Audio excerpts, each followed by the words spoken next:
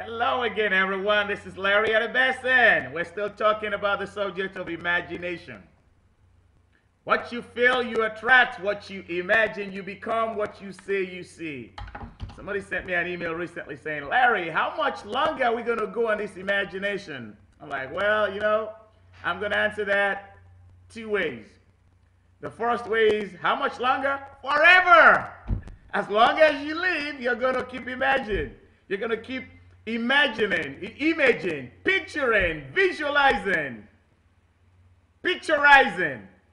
So the next way I'm going to answer that question is, how long is this going to take? And I know the individual was making reference to this course here. I don't really know. I'm just going to keep going until I get to the point where I think the majority of the people I'm communicating with have gotten it.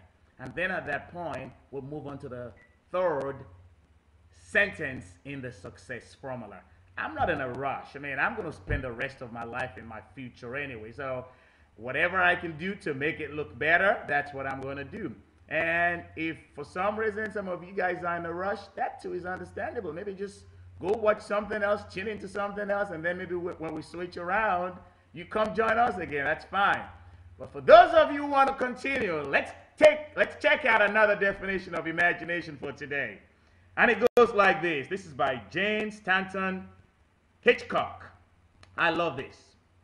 The key to life is imagination. If you don't have that, no matter what you have, it's meaningless. If you do have imagination, you can make fists of straw. And you know what? I couldn't agree anymore. As far as I'm concerned, imagination is everything. And if there's anyone concerned about how long this is taking, it's simply because you haven't gotten it yet. Because once you get that imagination is everything, you will want to learn everything you can learn. And these sessions only take about 2 or 3, let's say tops 5 to 6 minutes per session. So that's what I got to say on that. But imagination is everything. Imagination sets you free from the world made of steel, made of stone. Remember the Flashdance song? Imagination sets you free. Imagination allows you to picture life the way you want to picture it. And then on the fourth dimension. And then you come down to the third dimension to make it happen. As George Bernard Shaw once said, imagination is the beginning of creation. You imagine what you desire. You will what you imagine, and at last you create what you will.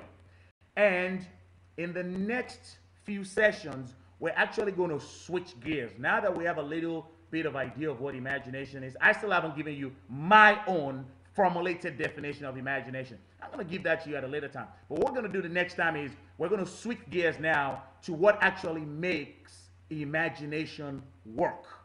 Once we get to what makes imagination work, then we'll talk about different types of imagination. For example, there is conditioned imagination. There is spontaneous imagination. There is synthetic imagination. There is creative imagination. There is process imagination. There is end result imagination. I mean, different types of imagination. The bottom line is, you all know all these things. You all do them. What I'm sharing with you now is just an opportunity to break them down, to become more aware of what you're doing. So we're going to wrap it up here today. And in the meantime, remember, there is a nation where the opposition never comes to power. And that nation is your imagination. Take care.